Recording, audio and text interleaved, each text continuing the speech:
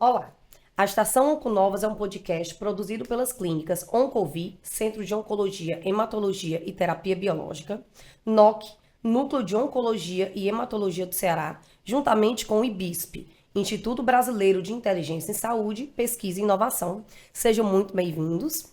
Irei apresentar hoje os nossos convidados. A doutora Rosane Santana, médico oncologista da Clínica Oncovi, mestrado em farmacologia pela Universidade Federal do Ceará, pós-graduação em oncogenética pelo AC Camargo, e o Dr. Ramon Ravache, médico cirurgião digestivo da Clínica Oncovi, mestre em ciência médico-cirúrgica pela UFC e habilitação em cirurgia robótica pelo IDOR. Vamos hoje conversar sobre um tema muito interessante, que é o câncer coloretal, que está muito em alta atualmente, né, devido a Preta Gil, teve o óbito dela. Então, muitas pessoas estão começando a conscientização sobre o câncer coloretal e é um tema muito importante. Então, vamos começar hoje com a primeira e uma das mais importantes perguntas, que é o que é o câncer coloretal. Vamos lá. Boa noite, Boa obrigada pelo noite. convite. É muito bom vir aqui participar desses eventos de conscientização, Sim. né, em relação ao câncer. E a gente, por definição, né, a gente define o câncer coloretal como a neoplasia maligna que se desenvolve, né, no intestino grosso, né, o final do intestino, tá? Que pode afetar a parte final mesmo, que é o reto, ou o intestino grosso mais proximal, que é o cólon, né? Olá, né? Obrigado pelo convite, né? Sempre é uma honra estar podendo participar desses momentos. Muito importante a gente trazer, né, e aprofundar essa discussão, sobretudo por conta do aumento da incidência mesmo em pessoas mais jovens dessa doença, né? Então a gente tem que estar sempre bem atento, né? A doutora foi perfeita na definição. É importante lembrar que nem toda neoplasia, né, nem todo câncer coloretal, ele é o mesmo tipo de tumor, existem tumores diferentes, às vezes até mesmo vindo de outros sítios, né? Recentemente eu tive a oportunidade de operar um paciente que tinha uma metástase no colo, né, um implante secundário do colo de um tumor de pele, né, de um melanoma, um pouquinho mais raro, mas Sim. também pode acontecer, né? E no reto, né, a parte mais final, né, do intestino grosso, a gente consegue ter outros tipos também. Você consegue ter SEC, né, além de adenocarcinoma. No colo a gente acaba encontrando mais adenocarcinomas e outros tumores como giste, por exemplo. Mas, sobretudo, né, e o que está mais em voga mesmo são os casos de adenocarcinoma, né, que é o caso ah, que foi o caso da Preta Gil, Da né? Preta Gil. E realmente nós temos que tranquilizar a população que a detecção precoce é bastante curativa, né? Sim. Então, assim, quanto mais cedo nós detectarmos, precocemente ele vai ter uma cura, né? E assim, o câncer de pulmão é o que mais mata no mundo atualmente, seguido do câncer coloretal. Porque esse tipo de câncer ainda não é tão conhecido e tão divulgado atualmente. Muitas pessoas eu pego no consultório, sou gastroenterologista, e as pessoas nunca ouviram falar de câncer coloretal. E é uma coisa que para mim é um absurdo, né, atualmente. O que é que vocês acham? Verdade, né? Porque Sim, uma das importâncias desse tipo de esclarecimento é porque é um tumor que a gente tem prevenção, né? sim, Existe um programa de prevenção para câncer coloretal, a gente conhece as vias que levam ao desenvolvimento, em geral, dos tumores coloretais, e é um tumor que também tem uma forma de diagnóstico precoce, né? Então, é lamentável que a população não tenha ciência da existência dele. Sem ter ciência, a gente não consegue fazer essa prevenção. Eu acredito que com esses casos, né, e essas oportunidades de redes sociais, a gente consegue sim, divulgar melhor e as pessoas vão desmistificar. Mas eu acho que o grande problema é que o câncer coloretal, ele só vai se manifestar clinicamente, então a pessoa só vai perceber que pode ter um câncer coloretal quando ele já está avançado, né? Porque ele se desenvolve de forma indolente durante décadas e nesse período, né, ele é assintomático, as pessoas não sentem nada e quando sentem, né, confundem com outras patologias que não câncer. sim, Então vão retardando. A própria Preta Gil, né, comentou numa entrevista que deixou passar, estava tão envolvida com o dia a dia, sim, que achou que os sintomas que ela estava sentindo eram de outras coisas, era de estresse, não estava se alimentando, trabalhando demais, né? Então é um dos motivos pelos quais as pessoas não procuram, né, o médico e não conhecem. Câncer de pulmão, ele é um tumor que está bem associado ao O tabagismo. tabagismo. sim, Então é natural que o tabagista, por exemplo, ou o parente tabagista já procure, né? Já faça uma sim, prevenção, porque ele já sabe que sim. existe esse risco. No câncer coloretal é multifatorial, é mais difícil, né, do leigo se atentar para essas questões. Não sei que a pessoa tenha um caso na família e fica mais atento já, né? É bem comum a gente, paciente ir no consultório dizendo, olha, meu pai teve, meu tio teve, vamos pedir o exame. Então, quem já teve fica um pouco mais atento. Eu acho que esse aspecto da vinculação com o tabagismo para o câncer de pulmão, ele deixa bem à tona, isso acende o sinal de alarme bem mais cedo. Sim. E houve e ainda há uma forte incidência midiática sobre isso, né? Sim. Até alguns anos atrás, né, você comprava carteira de cigarro e não tinha nada. Hoje você lá tem foto, tem né, foto. de Então, câncer, de tudo isso vai chamando a atenção da população, vai criando na ideia das pessoas aquela coisa. E eu acho que em segundo ponto, aí é mais uma questão mais de achar mesmo, eu acho que tem uma questão de tabu mesmo, né? Sim. O diagnóstico do câncer de pulmão, ele é menos invasivo, ele é um exame de imagem, por vezes, a partir daí é que você vai precisar de uma biópsia ou coisa que o valha. No câncer coloretal, a necessidade de fazer um exame mais invasivo, que por vezes as pessoas têm tabu, até mesmo medo de fazer, né? Que é a colonoscopia, isso talvez retarde um pouco, né?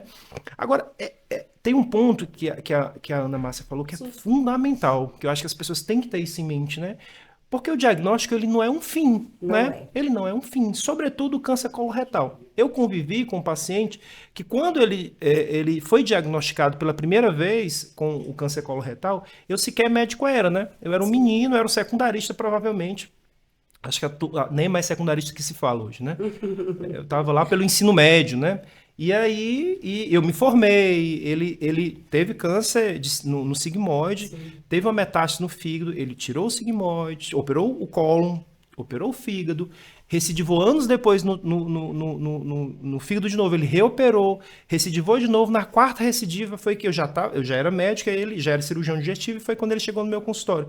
Ou seja, ele teve uma sobrevida para lá de 20 anos, convivendo, obviamente, entre idas e vindas, mas o diagnóstico em si, ele não é um fim, né? Ele não é um fim. Você tem a possibilidade de tratamento curativo, você tem a possibilidade de cura e você tem, obviamente, você tem a possibilidade de, às vezes, manter aquela doença meio que controlada, né? E você vai seguindo sua vida, né?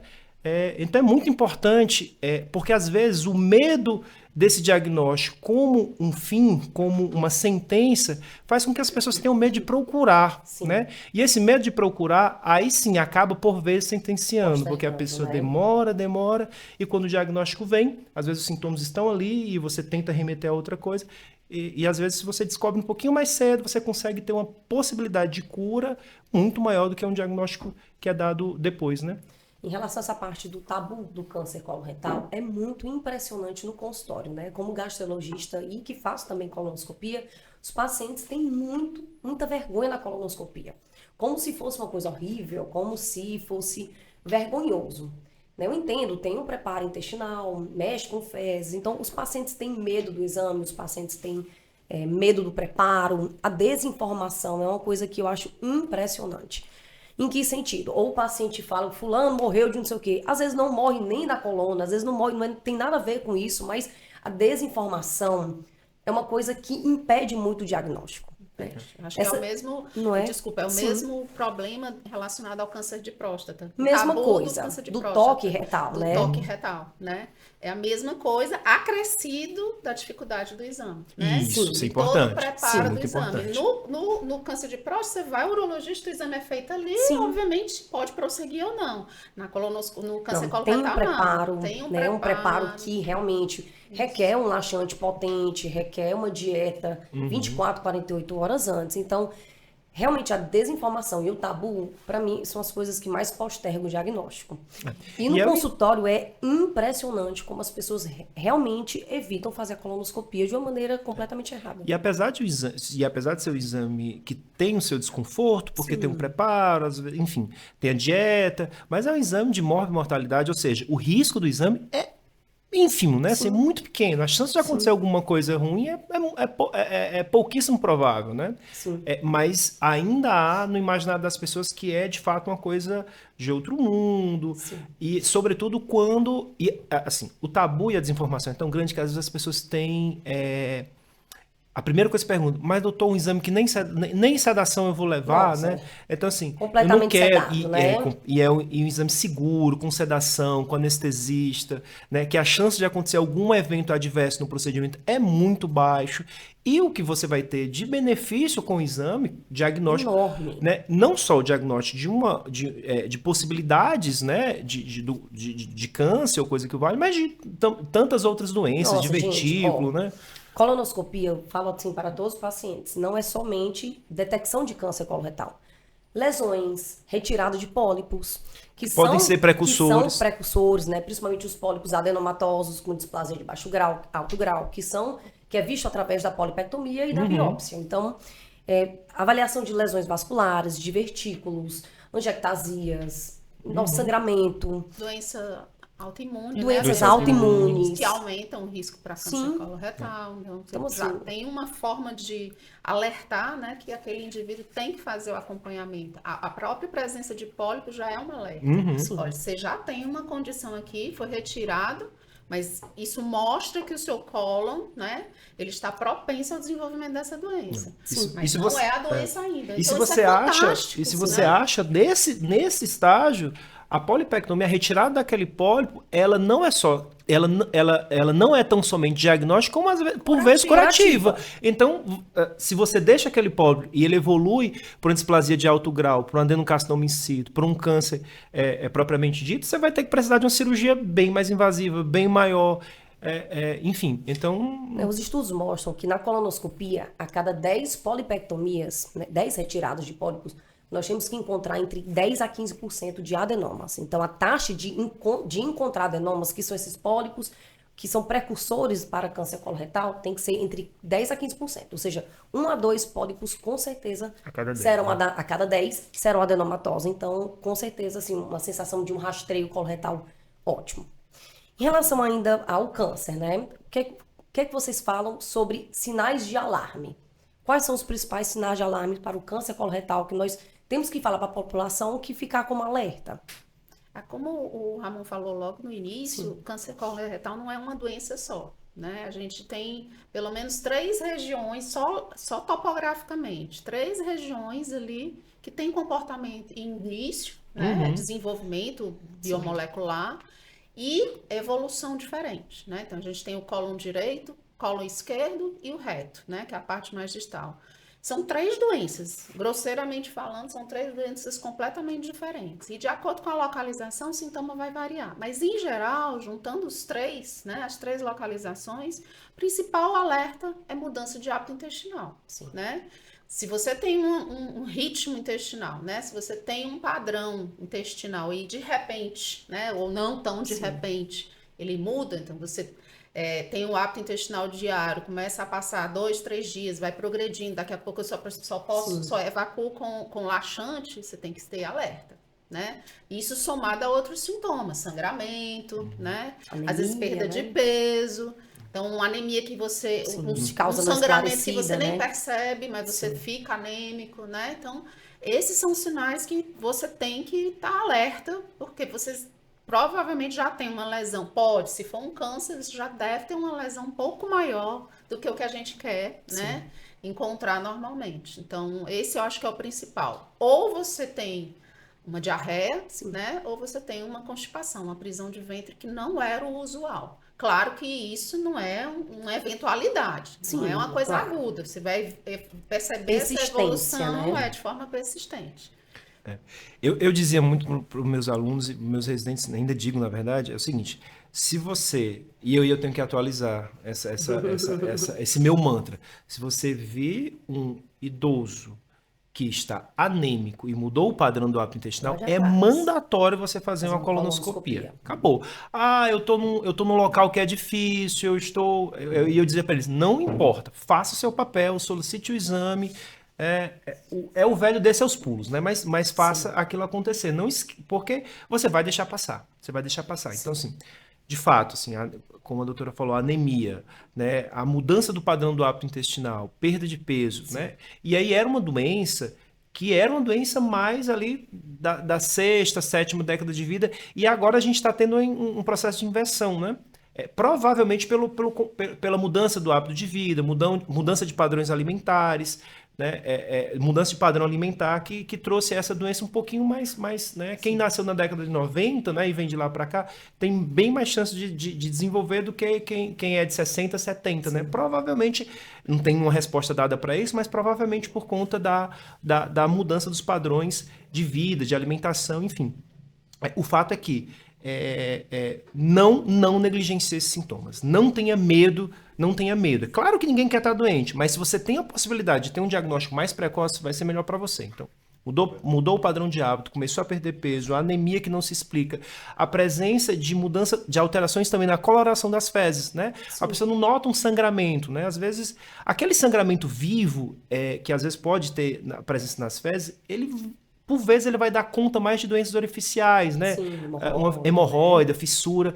O que chama mais a atenção da gente é quando muda a cor da fezes. As fezes começam a ficar mais enegrecidas, né? E não aquele sangue. Então, se isso está acontecendo, fezes em fita, né? Que é quando as fezes começam a vir fininhas, antes eram normais, começam a vir assim, né? Ou até mesmo o inverso, a pessoa tem um hábito normal e começa a desenvolver diarreia, isso também chama atenção. Sim. Então é importante, não negligencie. Aparecer os sintomas, vá imediatamente, procure, faça o rastreio e se, Deus me livre, se for diagnosticado, sim, há possibilidade de cura, tá? Com Agora, certeza. Se você guardar a doença, aí as chances diminuem, né? É importante destacar que não existe achômetro, né?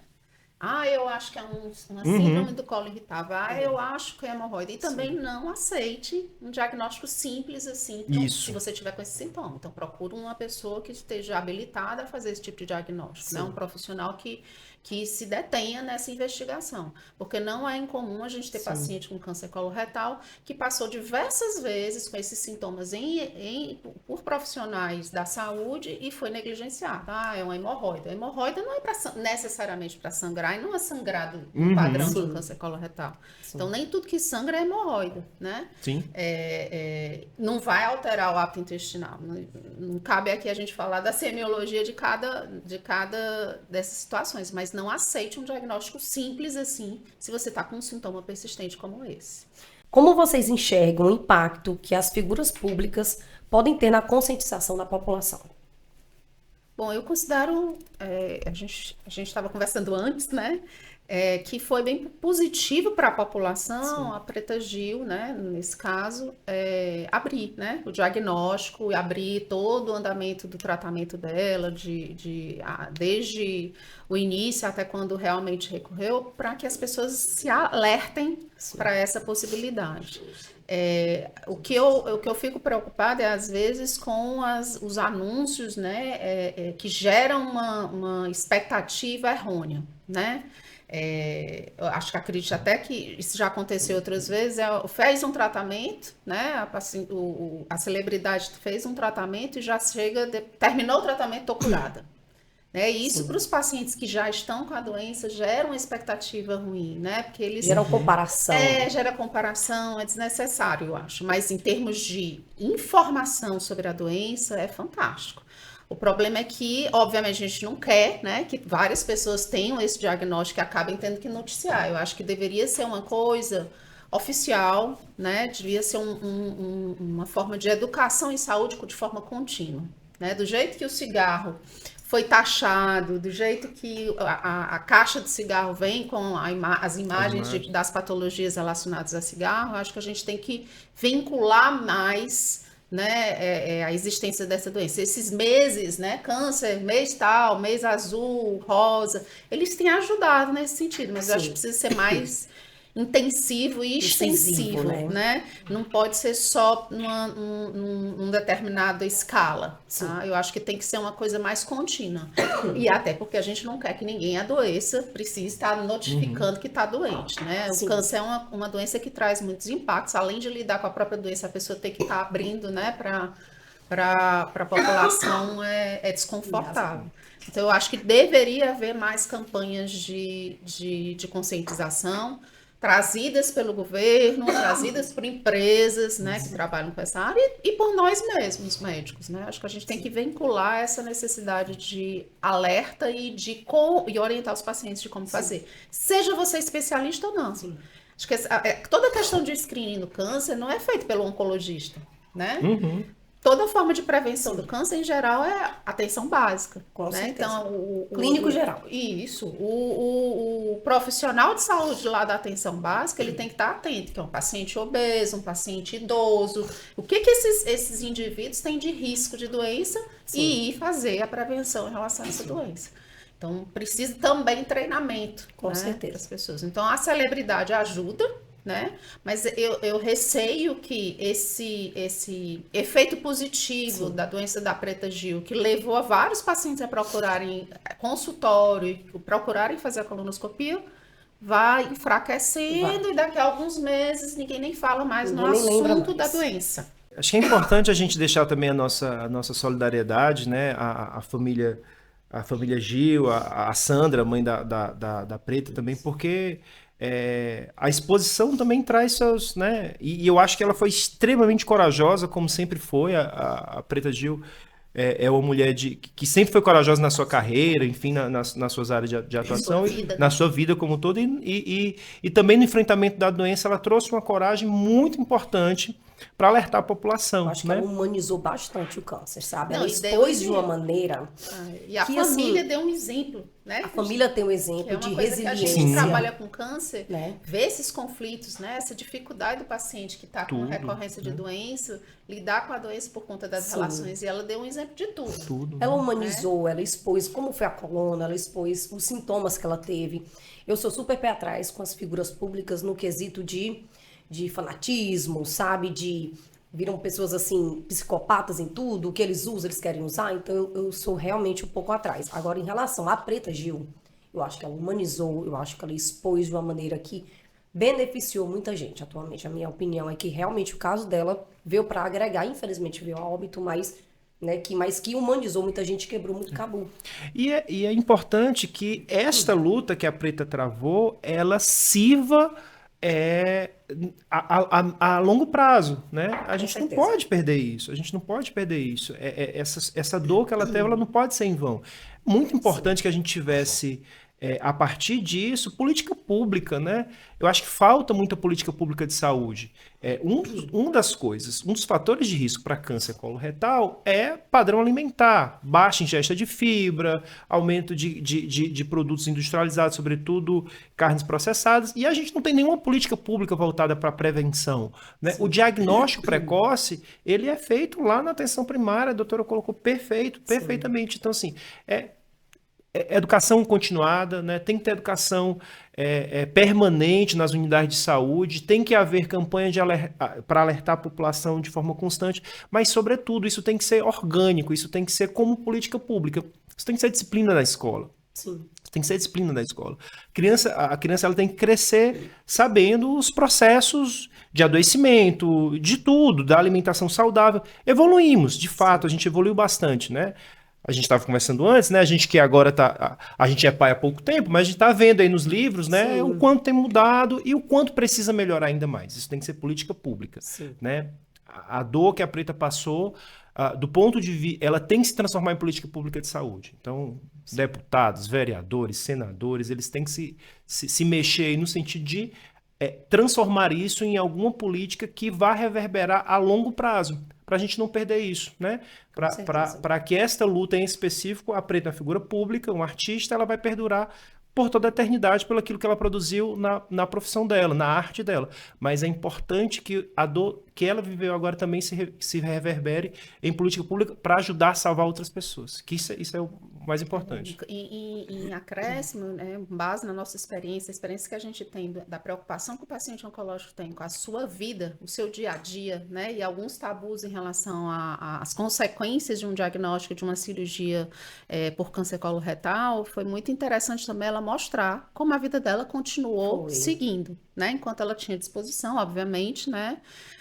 Chega um momento que realmente o paciente não tem disposição, mas enquanto ela estava disponível, ela trabalhou, ela conviveu com uma bolsa de colostomia, né? Ela deu entrevistas mostrando que demonstrando que isso não Sim. atrapalhou em nada a vida dela, ela continuou curtindo a vida dela com aquela bolsa, né, de colostomia. Então, isso não é motivo para achar Exato. que é o fim de vida, que você não vai ter oportunidades mais na vida, que acabou com o seu dia a dia, com sua vida social, seu divertimento. Então, a ela colostomia é outro trouxe... tabu, né? outro tabu. Totalmente. Então, ela também ainda deu essa contribuição de mostrar que a vida não acaba por um diagnóstico de câncer, né? Nenhum câncer, ainda mais o câncer coloretal. Aproveitando essa história da colostomia, é outro tabu, né? É outro tabu. E tem os pacientes, às vezes, eles chegam até nós com mais medo da colostomia do que da própria Com certeza. doença. Eles perguntam assim, vou ficar com aquela bolsa? Quando é que eu vou tirar? Quando é que eu vou tirar? E a colostomia, aquela bolsa, ela é o estágio do tratamento que ela vai te ajudar a se curar, né? Por que aquela bolsa é feita, né? Por que a ostomia é feita? Por vezes, no ato cirúrgico, não é seguro você fazer a conexão dos segmentos do intestino. Você tira um segmento, aquele que veio antes, você conecta com o que vinha depois da doença. Então, às vezes, não é seguro. Então, deixar a ostomia é uma etapa do tratamento para lhe garantir vivo. Então, aquilo que é demoniado, né, na verdade, é algo que ponte, é uma ponte para a tua cura. Então, aquilo não certeza. pode ser... É óbvio que ninguém quer estar com aquilo, porque afinal ninguém quer estar doente. Mas a colostomia, ela é por vezes aquilo que vai te ajudar a te salvar. E a imensa maioria das ostomias, elas são provisórias, né? Então, não é algo permanente, a não ser quando de fato se tem que fazer uma amputação retal. Mas é uma ponte, né? é temporária, né? Dá-se ali um tempo, você para ali parou o tratamento quimioterápico, alguns meses depois, você vai lá e reverte, né? Então, é só uma ponte, né? Sim. Então, não se assustem com isso, né? Não se assustem com isso. E além do mais, se você diagnostica precoce, a probabilidade de você Exato. precisar de uma colostomia É menor bem ainda. menor. Muitos pacientes são operados e não precisam. Não precisa. São operados de forma eletiva, são preparados adequadamente e aí não vão precisar de uma colostomia. Diferente de você deixar um tumor avançar, não diagnosticar precoce, ele acabar sendo operado numa emergência em que não deu tempo de fazer o preparo adequado e aí o cirurgião tem que fazer isso para preservar o paciente e proteger aquele paciente. Então, mais um elemento que tem que motivar o paciente a procurar fazer a prevenção, a detecção precoce. Perfeito. E vamos falar um pouquinho agora sobre prevenção. A gente já tinha iniciado falando sobre dieta, estilo de vida. O que é que vocês acham que atualmente, quais são os hábitos alimentares que realmente diminuem a incidência do câncer coloretal? Bom, na minha opinião, como gastroenterologista, eu acho que consumo de fibras e redução de ultraprocessados. Salsicha, bacon, né, presunto. Apresentado. Presunto. E assim, os estudos realmente mostram que esses ultraprocessados, né, alto nível de nitrito, nitrato, tem sim uma incidência comprovada cientificamente no aumento do câncer coloretal. Carne vermelha também foi um estudo bem polêmico que teve, acho que uns 2, 3 anos atrás, que sugeriu que o consumo maior de 200 gramas por semana foi uma coisa que vários pacientes até hoje perguntam, mas doutora, 200 gramas de carne vermelha por semana, eu como num dia. Eu digo, mas são as escolhas da vida, né? Então, realmente, ultraprocessado, carne vermelha, baixa ingestão de fibra, acredito que são coisas que realmente pioram bastante. Eu tenho muito cuidado quando eu vou falar de dieta, Sim. né? Porque é muito comum a gente falar por exemplo, vamos falar da carne, né? Você coloca as situações, obviamente, você não vai comer... Se eu comer além desses 200, Sim. eu vou ter um câncer? Não é assim que funciona. O câncer é uma soma de diversos fatores radicalismo, né? que você não consegue controlar necessariamente. Então, se você, por exemplo, come um pouco a mais de carne, mas você faz atividade física, você agrega aquele pratinho com a carne, a verdura, né? A fibra, né? O cereal ali, que vai agregar também em proteção. Então, tudo é equilíbrio, né? Não existe uma dieta milagrosa, existe uma dieta saudável, né?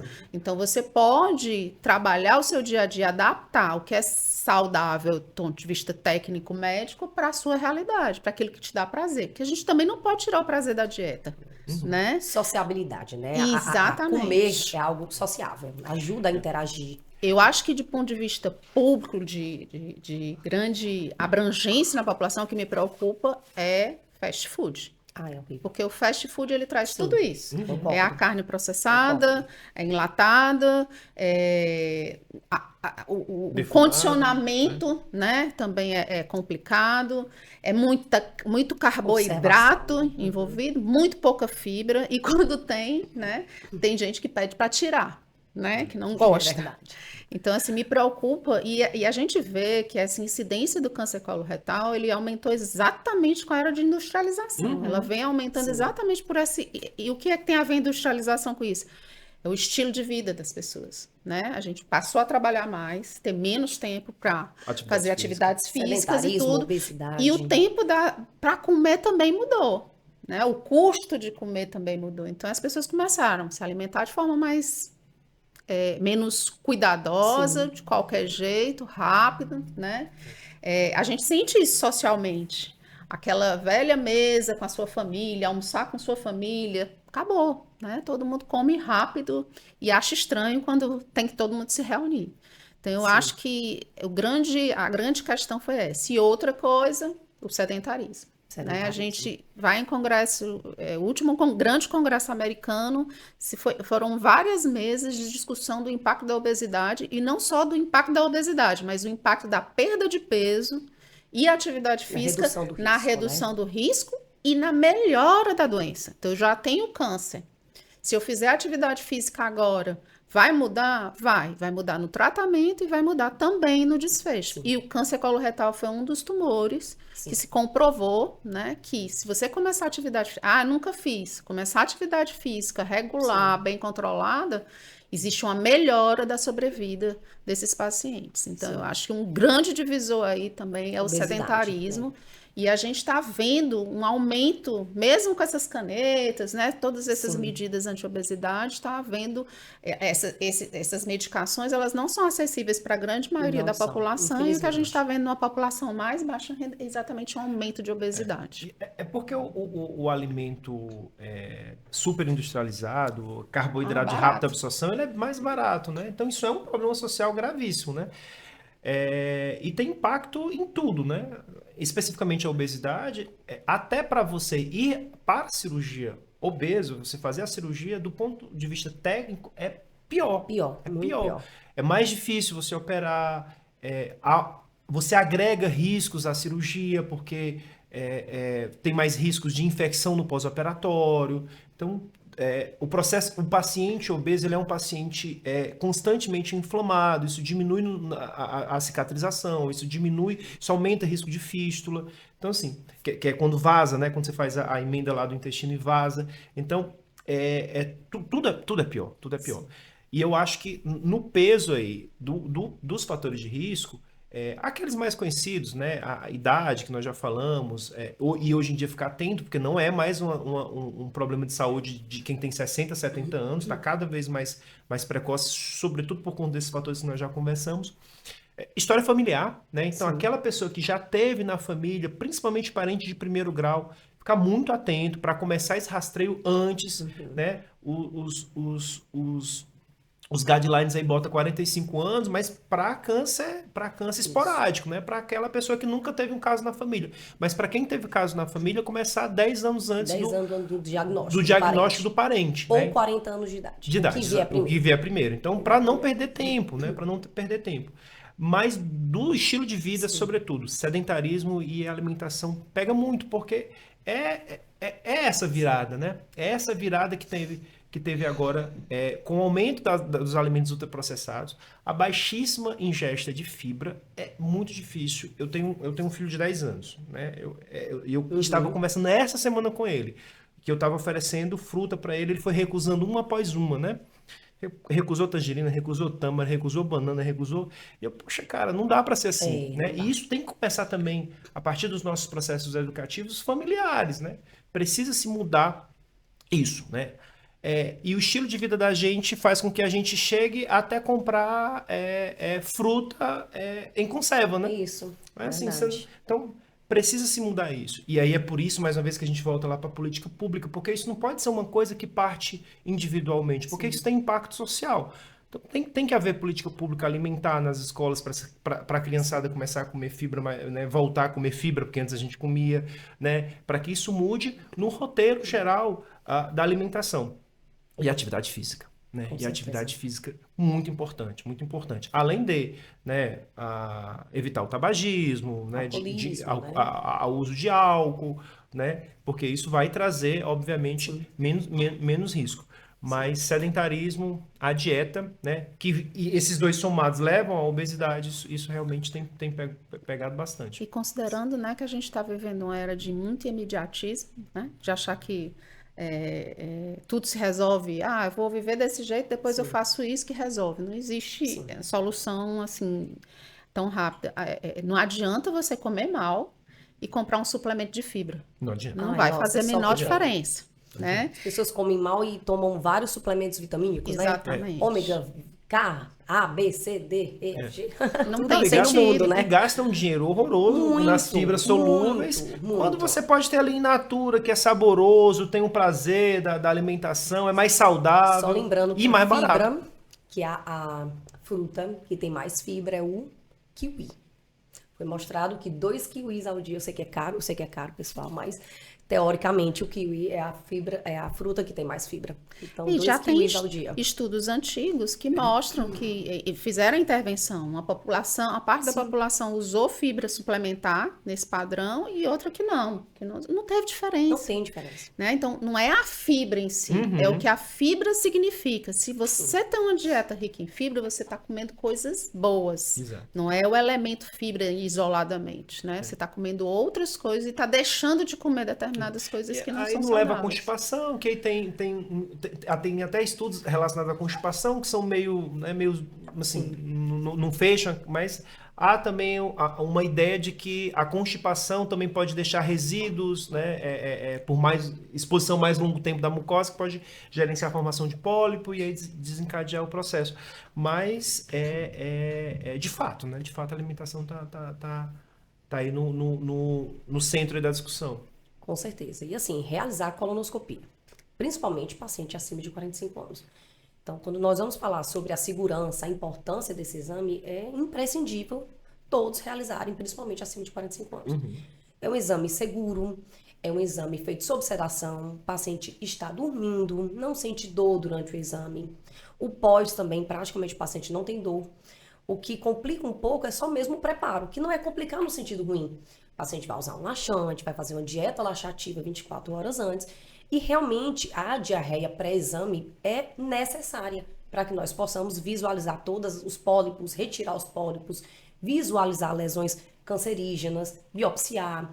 Então, assim, é um exame seguro, é um exame sem dor, feito sob sedação. Nem lembra. Então, Né? paciente Você nem nem lembra. lembra o que é que O aconteceu. paciente chega para mim, doutor, acabou. Eu digo, meu filho, tá vendo?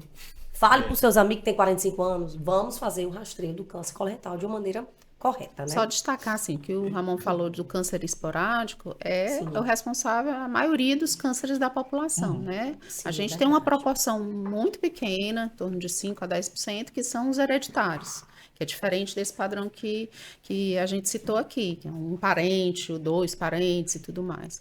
Existem pessoas que nascem já com uma alteração genética Predisposição, que né? predispõe ao desenvolvimento de câncer, não só coloretal, mas outros cânceres, né? Sim. Então é importante fazer essa identificação. Se você tem muitos casos na família de câncer coloretal, Sim, com certeza, né, ou procurar um câncer de oncologista. útero, procura uma avaliação, porque pode ser que você tenha esse tipo. Aí é diferente. Aí a coluna tem que começar muito mais cedo, né? Tem que ser, a família precisa ser avaliada, precisa ser estudada, então é uma situação bem mais complexa, né? Mas fica atenta a isso. Também não precisa se desesperar porque é a minoria, né? Não é a maioria ainda. Sim. E nós, como profissionais de saúde, como nós podemos acolher, humanizar esse momento tão difícil para o paciente? Eu acho que a primeira coisa é lembrar a frase aqui do Ramon, né? Que não é o fim, né? Uma vez que você tem um diagnóstico de um câncer, e aí eu não vou falar só do câncer coloretal, não quer dizer que seja o fim da sua vida. Com Né? certeza. Principalmente se você fez isso, né? Se você teve esse diagnóstico de forma precoce. Existe vida além desse diagnóstico, assim como existe vida além do diagnóstico de outras doenças crônico-degenerativas, que não o câncer, né? Então, às vezes, eu explico dessa forma. O hipertenso, não tem cura para hipertensão, né? E a hipertensão está associada a uma alta taxa de mortalidade, né? A população morre muito mais ainda de doença cardiovascular e hipertensão dos maiores riscos do que do câncer, né? E ninguém vive estressado, entre aspas, com a hipertensão. Sim. Então, consegue conviver com a hipertensão, consegue ter a vida dele com a hipertensão, desde que controlada adequadamente. Então, eu trago essa comparação, né? O câncer em si não é agora tem tabu, né? Eu faço oncogenética, então eu vejo, às vezes, que não se fala nessa doença, né? Não se fala em câncer. Aliás, eu aprendi a dizer assim, essa doença exatamente por causa dos pacientes. Em consideração a eles. Eles não gostam de dizer câncer. Não falam. A primeira coisa que a gente tem que tentar é desmistificar isso, né? E aí a gente tem uma grande dificuldade de conhecer a família do paciente, porque ninguém fala dentro da família. Tem vergonha, né? Tem gente que não sabe que tem primo, que tem tia, que teve câncer, né? E isso atrapalha na avaliação, sim, obviamente. Mas, independente disso, por uma questão até de apoio, de rede de apoio, é importante que as pessoas conversem. Eu sei que conversar sobre a doença, para quem está com a doença, é relembrar ela sobre uma coisa que ele não quer estar lembrando toda hora. Então, procura aquela pessoa que é mais próxima de você, que você sabe que vai receber aquela informação de uma forma acolhedora e converse a respeito. Tire suas dúvidas, pergunte tudo que você tem que saber sobre a sua vida. Antes de perguntar o que eu vou tratar, qual a droga que eu vou usar, qual o tipo de cirurgia, sim, procura saber sobre a doença, procura saber o que ela vai impactar na sua vida e aos poucos você vai se informando do que você vai fazer a partir dali. Com certeza. Né? Eu acredito que é muito acolhimento e empatia ao paciente. Isso. E quando você consegue observar, a palavra empatia é perfeita, porque é quando você consegue identificar em você a dor do outro, né? E aí, nesse aspecto, eu aprendi isso não sob a visão de quem senta do nosso lado do consultório, mas de quem senta do lado de cá. Minha mãe teve câncer 3 vezes, né? Tá bem, ela. E uma das vezes, o cabeça e pescoço, que estava acompanhando ela, disse assim, não queira saber o que o vizinho acha. Não queira saber o que fulano de tal viveu, porque só vão te trazer exemplos negativos. Vai chegar alguém e vai dizer, mulher, tu nem sabe, fulana de tal morreu. Desse jeito. Por isso que as pessoas não falam. Merminho, aí assim, vem aquele linguajar bem nosso, né? Merminho que tu teve agora. É igual a coluna do vizinho ali foi perfurada. Tem gente, é mínimo o risco da coluna, graças a Deus. Mínimo. Eu sou cirurgião já há algum tempo, assim, vi um caso e já havia uma predisposição estabelecida para aquele risco, até mesmo antes do procedimento. E é a gente procurar entender na dor do outro, né? Que o processo de saúde, adoecimento, ele vai acontecendo, né? Existe um processo de finitude, é entender esse processo também, não sob perspectiva de partida, de que tudo se acaba, mas do que a gente vai viver, né? Então, e eu digo isso muito para meus pacientes, assim, olha, não sei o que vai acontecer. Né? Às vezes, quando chega um paciente de um perfil outro, né, já realmente estabelecido, né, que não há perspectiva curativa, e ele diz, quanto tempo eu tenho? Eu disse, sei lá, não estou aqui para estabelecer isso não. É impossível determinar. Estou aqui para estabelecer isso não. Né? Eu só sei de uma coisa, enquanto estiver aqui, viva em plenitude, porque se existe algo que a gente está aqui é para isso, para ver em plenitude. Então, identificar essas percepções e conseguir transmitir isso é muito difícil mesmo. E o pior, né? Porque quando algo é difícil, mas você tem você tem fácil onde achar, né? Não tem um chat GPT, não tem pra gente um open evidence que você vai perguntar sobre como conviver com isso, ele vai te responder. Você vai atrás, você vai achando isso na tua sensibilidade, no teu dia a dia. Mas ter essa perspectiva de conseguir sentir a dor do outro e conseguir com que mesmo naquele processo de dor ele consiga viver em plenitude, mesmo com as limitações que a doença pode eventualmente trazer, e eu acho que é isso que a Preta nos ensinou, com certeza, né? Eu acho que é o principal. Acho que a palavra-chave é essa, qualidade de vida. A gente não consegue, ninguém vai conseguir, com câncer ou sem câncer. saber quanto tempo você vai viver, Sobrevida é impossível mas estimar. eu tenho o poder de impactar como eu vou viver. Sim. Né? Então, seja com um diagnóstico de câncer ou não, né? Eu posso determinar, e eu acho que aí o paciente oncológico se sente um pouco fragilizado, é porque é tirado dele essa autonomia, né? Essa independência de decidir como a vida dele deve ser. E acho que os profissionais precisam, na formação, respeitar esse espaço dele, O momento né? dele, né? Não existe fórmula de tratamento, né? Existe o tratamento para aquele paciente. A mesma doença, né? No mesmo estágio, você pode tratar de uma forma diferente para se adequar ao que esse paciente espera da vida dele. Eu quero minha vida assim, ó. Eu quero fazer isso, isso, eu quero viajar tal dia, eu quero... Então, você tem que adaptar, porque isso impacta em qualidade de vida. E não brinca, a gente não tem como mensurar isso numericamente, mas está bem correlacionado. Pacientes que vivem melhor, têm melhor status performance por conta dessa questão emocional, vivem mais. Vivem mais. Vivem bem mais, né? Então, não é quando Sim. eu vou morrer, é como eu vou viver, morrer. né? É, Vai viver exatamente. Exato. E como você vai viver. Exatamente. E é isso, porque às vezes esse sofrimento, ele é tamanho que as pessoas acabam morrendo antes, né? Com certeza. Exato. Acabam morrendo antes. Tem que estar aqui para viver. Depressão, né? Muito relacionado.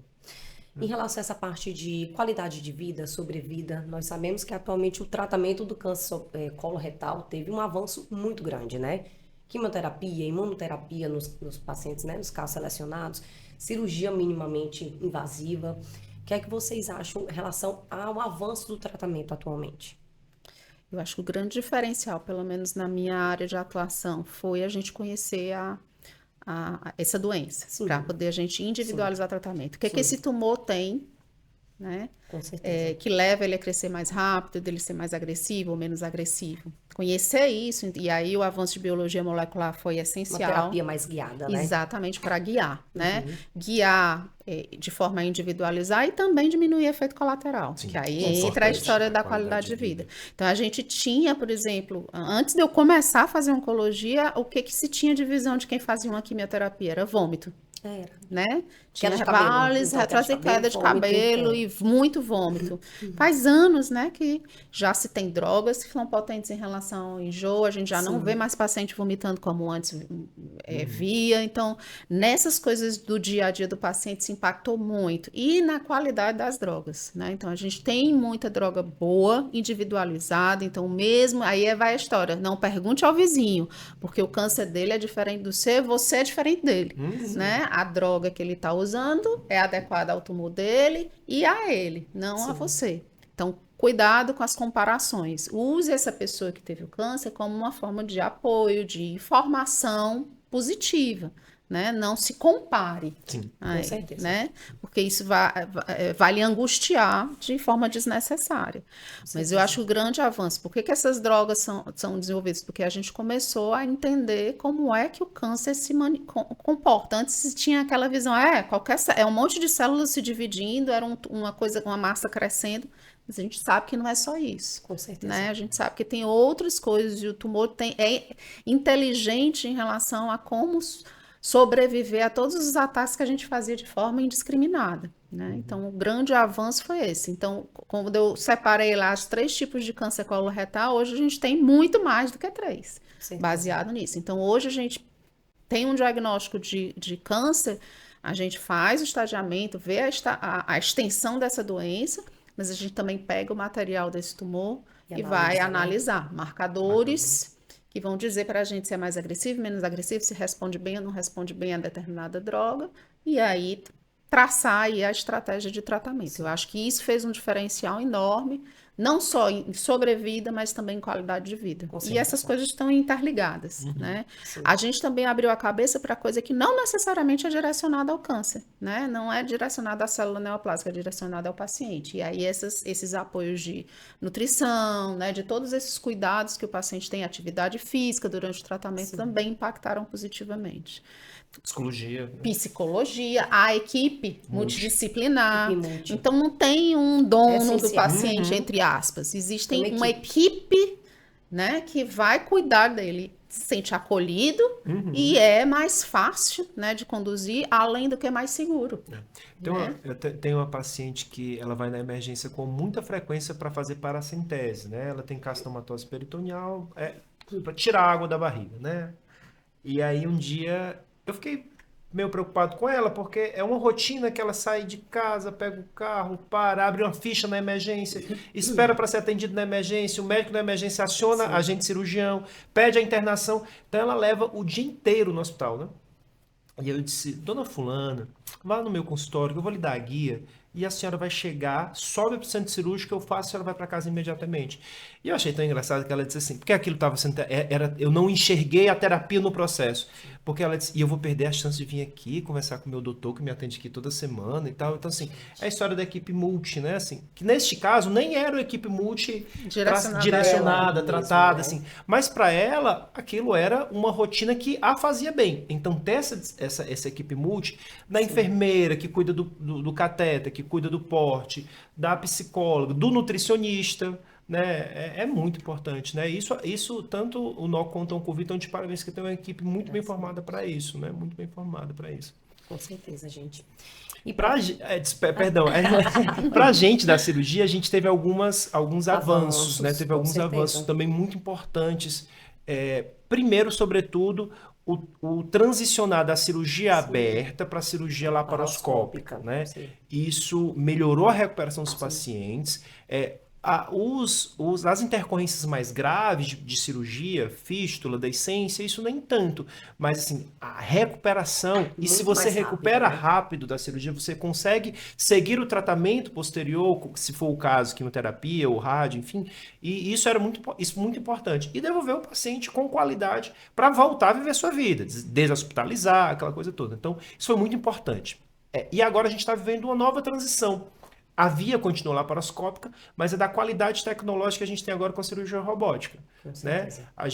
E antes, a cirurgia, quando a gente vai fazer cirurgia de cólon por conta do câncer, é importante retirar o órgão, mas também é muito importante retirar os linfonodos, né? São as lândras ali ao redor do intestino. E havia assim, uma dúvida muito grande se com a laparoscopia a gente ia conseguir fazer isso. E a resposta foi sim, consegue-se, né? Tão bem quanto a cirurgia que outrora era aberta. E agora havia também essa dúvida, né, em relação à cirurgia robótica. Os estudos mostram que, na verdade, é tão quanto, se não melhor. Porque você tem possibilidades tecnológicas, você tem um campo de visão melhor, de você ter uma pinça robótica que consegue fazer movimentos que a própria mão humana não faz. Não é o robô que opera, né? O robô é só um instrumento. Sim. Quem opera é o cirurgião. O uso de tecnologias, você pode ver com a cirurgia robótica a vascularização, se eu posso fazer aqui ou não essa emenda do intestino, se está bem vascularizado ou não. Isso traz uma segurança muito maior para o paciente, né? Então, acho que esse avanço da transição da cirurgia aberta, né, com aquela incisão enorme, né, chifre pubiana que abria a barriga toda, para a cirurgia primeiro laparoscópica e agora robótica, eu acho que isso é um avanço muito importante. Além de, no caso específico do reto, o tratamento que às vezes nem vai mais para a cirurgia, né? Câncer de reto, você tem a possibilidade, a depender de como ele se encontra, você tratar com químio, com rádio e fazer uma vigilância ativa intensa, né? Inclusive, estudo brasileiro, né? Estudo Sim. brasileiro da doutora Angelina, porque aqui no Brasil tem gente produzindo ciência e aos montes, e com qualidade, né? Então, acho que isso para a gente da cirurgia foi muito importante, né? São os avanços que a gente tem Sim. muito importantes. Também é importante a gente destacar, já que a gente falou das políticas, é que, infelizmente, no nosso país, a gente tem 2 cenários no câncer, né? O cenário privado em que, em geral, tem acesso ao que há de mais novo, mais moderno, tanto em termos cirúrgicos, como em termos de Sim. tratamento sistêmico, de métodos de diagnóstico, e a população que é atendida pelo Sistema Único de Saúde, que está anos, né, atrás em relação a essas novas tecnologias, essas novas drogas. É importante a gente destacar que a gente precisa trabalhar, os pacientes precisam se informar, né, para ajudar a gente a pressionar para que essas tecnologias, esses métodos diagnósticos, a própria colonoscopia, né, que é um método de prevenção, ela se torne mais de fácil acesso à Divulgada, né, população. também, fácil acesso. Porque não é só o paciente lá no posto de saúde, doutor, eu tenho idade para fazer a colonoscopia, por que que eu não faço? Solicita, daqui a 2 anos ele consegue uma Não tem, vaga. não tem para interessante. ele, né? Sim. Então, precisa que os pacientes ajudem os profissionais a fazer essa pressão, as associações de pacientes, a comunidade, não precisa ser um paciente, não precisa ter uma doença, mas a comunidade trabalhar em torno disso. Nós temos que ter acesso ao mínimo necessário para um tratamento adequado. Não é possível hoje a gente estar tratando um tumor ulcerado, né, sangrando, um paciente obstruído, porque tinha indicação de fazer uma mamografia ou tinha indicação de fazer uma colonoscopia e não teve acesso. Né? Então é triste para quem trabalha nas duas instâncias, como nós, de ver essa discrepância. Então, a gente precisa alertar que os pacientes lutem pelos seus direitos, né? Porque é inaceitável que num país como esse a gente ainda tenha que viver. A gente tem que se equilibrar, né, como profissional, para não deixar faltar aquele tratamento. Com certeza. As escolas de oncologia, né, as escolas de medicina, elas têm que incluir no currículo a oncologia, né? Se é uma das doenças que mais vai matar a população, que vai causar mortalidade na população, ela tem que estar sendo colocada nos currículos médicos. E a gente não vê isso, muito pelo contrário. As pessoas têm medo de colocar oncologia, os alunos parece que não gostam, os coordenadores também não têm receio de aprofundamento, mas é uma doença que precisa ser prevenida. Sim. Então, tem que estar no currículo. Com certeza. E eu gostaria muito de agradecer a presença de vocês hoje no podcast, de um tema tão relevante como o câncer coloretal. E eu gostaria de uma mensagem final de cada um. O que é que vocês gostariam de falar para quem está assistindo em relação à prevenção? Bom, não tenham medo da doença, tá? Não, se existe... A doença, ela tem uma conotação meio que anormal, né? Quando você está doente, você está fora da sua normalidade. Mas se tem uma coisa tão óbvia nesse transcorrer da gente aqui na Terra, é que a gente vai adoecer em algum momento. Então, não tenham medo da doença. A doença, ela não pode... Você não pode pagar um pedágio tão intenso para a doença. Você tem que ter muito mais do que o medo da doença, você tem que ter a esperança e a certeza das possibilidades de cura e do seu tratamento. Então, busque antes de tudo, né, manter um estilo de vida equilibrado, um estilo de vida que te possa proporcionar mais saúde, porque isso é importante para a gente viver em plenitude, e fazer os rastreios, né? Não só, a gente falou muito em câncer de colo retal, mas todos os outros. Câncer de mama. O câncer de mama, né? Enfim, o próstata, colo uterino, né?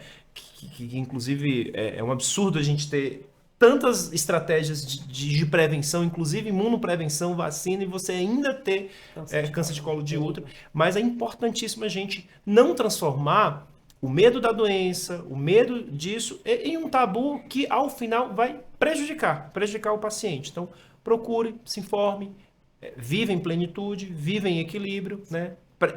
Mas, sobretudo, também faça a sua prevenção, né? Sua prevenção primária, vai lá, faça o exame. Não tem que ter tabu em relação a isso. Porque o que a gente tem que ter medo é da doença, né? É do que a doença pode te causar. Então, para isso, a gente tem que descobrir e tratar. Com certeza. Né? Esse é o básico para ter qualidade de vida e continuar vivendo plenamente, né?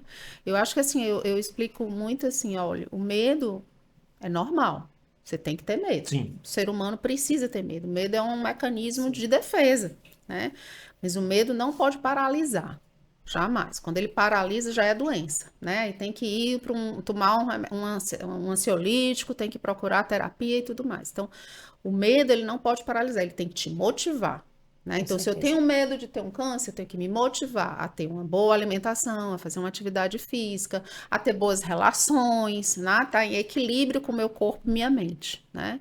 E, obviamente, a despeito de todo esse meu cuidado, eu posso desenvolver um câncer, né? Mesmo com todo esse cuidado que eu tenho com a minha saúde, eu posso desenvolver um câncer, né? Infelizmente, isso pode acontecer, mas aí ainda tem a prevenção. Eu posso usar estratégias como a colonoscopia, que vai me permitir encontrar lesões que não são câncer ainda, mas que se você deixar, você deixasse ali, iriam se transformar no câncer. Então, isso é uma forma de prevenção. Tirar essas lesões é uma prevenção. Eu não vou ter câncer a partir daquela lesão, né? Então, a despeito de todos esses cuidados, você tem exames que precisam ser feitos, né, regularmente, com as indicações próprias, como Papa Nicolau para câncer de colo de útero, né, a vacinação contra o HPV, o paciente que é tabagista pesado fazer sua tomografia, né, como prevenção, o câncer coloretal, fazer a colonoscopia ou a pesquisa de sangue oculto nas fezes, que é como o Ministério da Saúde preconiza no Brasil e a própria OMS respalda isso.